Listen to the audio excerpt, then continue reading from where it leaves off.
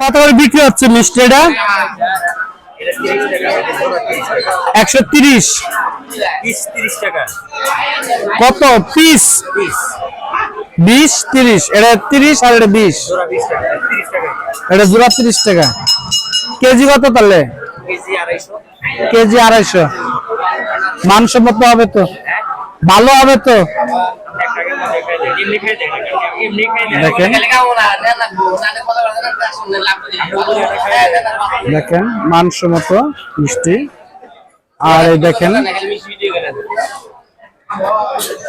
দই দই এখানে কত করে?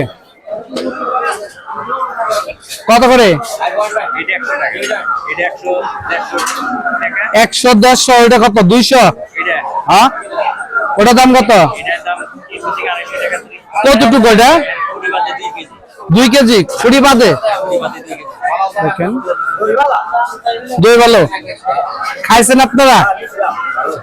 দেখেন মানসম্মত বাজারে।